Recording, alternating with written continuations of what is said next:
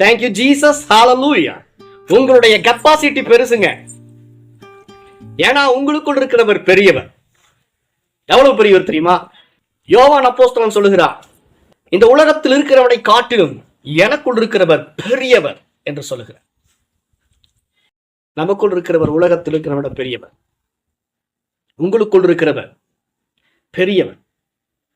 ஏசாயா தீர்க்கதரிசி சொல்லுகிறார் 40ஆம் அதிகாரம் 12ஆம் வசனத்துல, உனக்குள்ள வாசம் பண்ணுகிற தேவன் எவ்வளவு பெரியவன் பார்த்துக்கங்க.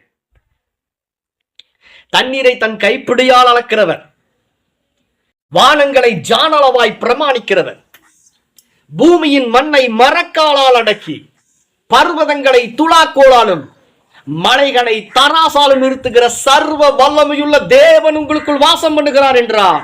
உங்களுடைய கெப்பாசிட்டி பெருசுங்க. யார் சொன்னது உனக்கு கெப்பாசிட்டி இல்லைன்னு சொல்லு?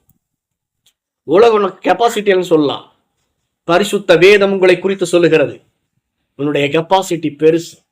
வானம் எனக்கு சிங்காசனம், பூமி எனக்கு பாதப்படி என்று சொன்ன அந்த பெரிய தெய்வத்தை, அந்த பெரிய தெய்வம் உங்களுக்குள்ள வந்து சங்கமமாகி விட்டாரா? பவுல் சொல்லுகிறார் கொலோசையர் 1ஆம் அதிகாரம் 25, 26, 27 வசனங்கள்ல, இது பெரிய ரகசியம் என்று சொல்லுகிறார்.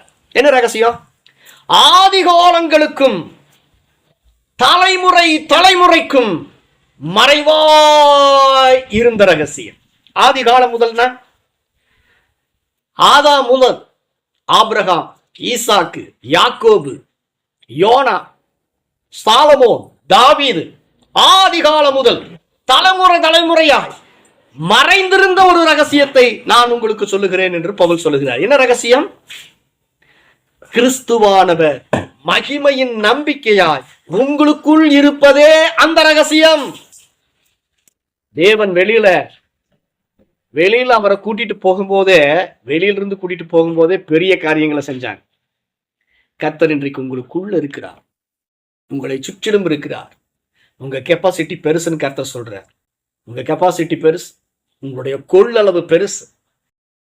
அதனால அவர் உங்களுக்குள்ள உள்ளாவி உங்கள் தேவனாய் இருந்து உங்களை குமாரனாகவும் குமாரத்தியாகவும் ஏற்றுக்கொண்டிருக்கிறார்.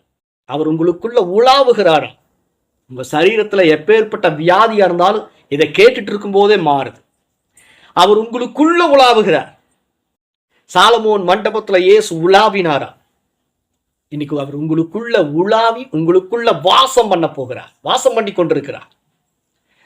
அதனால உங்க சரீரத்துல எந்த இடத்துல எப்பேற்பட்ட வியாதியா இருந்தாலும் இன்னைக்கு அது மாறப்போகுது. ஏன்னா கர்த்தருடைய பிரசன்னம் எங்க இருக்குதோ அங்கே விடுதலை. கர்த்தருடைய பிரசன்னத்தினாலே பர்வதங்கள் மெழுகு போல உருகும் என்று கர்த்தருடைய வசனம் சொல்லுகிறது. இதை பார்த்துட்டு இருக்கும் போதே உங்க சரீரத்தில் இருக்கிற வியாதி காணாம போகும். கேன்சர் கட்டி உருகி ஓடுது. ஏன்னா சர்வத்தையும் படைத்த சர்வ வல்லமையுள்ள தேவன் இப்பொழுது உங்களுக்குள்ள சங்கமமாகி இருக்கிறார். கூப்பிடுங்க, அவர் உங்களுக்குள்ள வந்துட்டார். வாசப்படி நின்று கதவை தட்டுறேன்னு சொன்னவரு நீங்க கதவை திறந்துன்ற நிமிஷத்துல கொடுக்கறதுனால அவர் உங்களுக்குள்ள வந்து அவர் சங்கமமாக்கி கொண்டிருக்கிறார், கலந்து கொண்டிருக்கிறார். உங்களுக்குள்ள கலந்து இருக்கிறவர் பரிசுத்தம் உள்ளவர். பரிசுத்த ஆட்டோமேட்டிக்கா வரும். உங்களுக்குள்ள வந்து கலந்துட்டு இருக்கிறவர் நீதியுள்ளவர், மிகப்பெரியவர், வல்லமையுள்ளவர், சாந்தமும் மனத்தாழ்மையும் உள்ளவர். அவர் உங்களுக்குள்ள வந்து உங்களுடைய கெப்பாசிட்டியவே மாத்த போறார். குறைவுகள் எல்லாம் நிறைவானவர் உள்ள வந்துட்டா உங்க வீட்டில் இருக்கிற, உங்க சரீரத்தில் இருக்கிற, உங்க உள்ளத்தில் இருக்கிற எல்லா குறைவுகளும் நிறைவாகும். ஏன்னா அவர் தம்முடைய வார்த்தை அனுப்பி எல்லாத்தையும் நிறைவாக்கினவர். அவரே உங்களுக்குள்ள வந்து வாசம் பண்ணி உங்களுடைய குறைவுகள் எல்லாவற்றையும் அவர் நிறைவாக்குகிறார். அப்படின்னா உங்க கெப்பாசிட்டி பெருசு. முதல்ல நீங்க இதை உணருங்க, சொல்லுங்க. அவர் பெரியவர், பெரியவர் எனக்குள்ள என்று சொல்லி தினமும் பாடு. தினமும் சொல்லிட்டு புறப்படுங்க. கர்த்தர் எல்லா காரியங்களிலும் உங்களுக்கு ஜெயத்தையும் வாழ்வையும் தந்து உங்களை உயர்த்து. உங்களை பார்க்கிற எல்லா கூட்டமும் சொல்லும், கர்த்தர் நிச்சயம் உன்னோடு கொண்டிருக்கிறார் என்று சொல். பிசாசுகள் அலறி அடித்து ஓடும். பெரியவர் உங்களுக்குள் இருக்கிறார். அந்த உணர்வோடு, அந்த ஃபீலிங்கோடு இருங்க. அந்த ஃபீலிங் இருந்தாலே போதும். பாவம் உங்களை தொட, பிசாசு உங்களை தொட முடியாது. உங்களை பார்த்து அது ஓடும். இந்த ஃபீலிங்லயே இருங்க. கண்ட ஃபீலிங் இல்லாம இந்த ஃபீலிங்லயே இருங்க. கர்த்தருடைய வசனம் சொல்லுது, அவனுடைய இருதயத்தின் நினைவு எப்படியோ அப்படியே அவனும் இருக்கிறான். நீங்க என்ன சிந்திக்கிறீங்க, என்ன நினைக்கிறீங்க, அந்த சிந்தனை மண்டலத்துல தேவனுடைய வார்த்தையை உலாவ விடுங்க. உங்களுக்குள் இருக்கிறவர் எப்படிப்பட்டவர் என்பதை தியானியுங்கள். தாவீது சொல்றாரு, கர்த்தரை எப்பொழுதும் எனக்கு முன்பாக வைத்து நிறுத்தி நோக்கி கொண்டிருக்கிறேன். அவர் என்னுடைய வலது பக்கத்தில் இருக்கிறபடியால் நான் அசைக்கப்படுவதில்லை என்று சொல்லுகிறார். வலது பக்கத்திலிருந்து இருக்கிறதுனால நான் அசைக்கப்படுறதில்லைன்னு சொல்றேன்.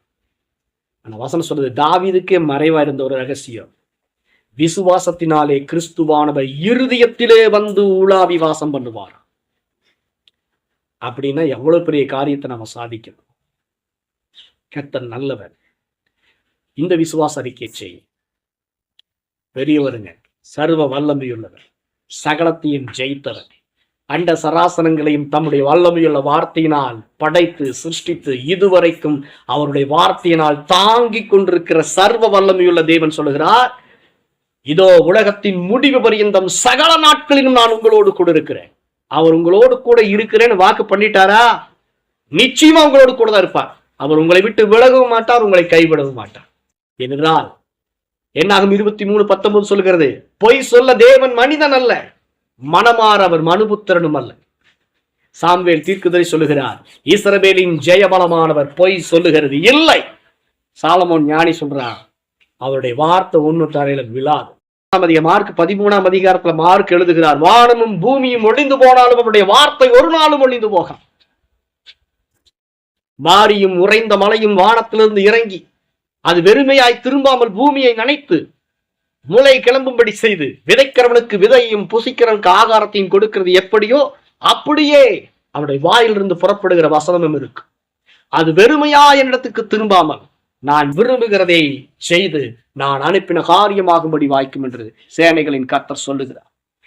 இந்த சிந்தனையில, இந்த வசன மலையில தினந்தோறும் உங்க சிந்தையை மிதக்க விடுங்க. இந்த வசன மலையில தினமும் நனையுங்க.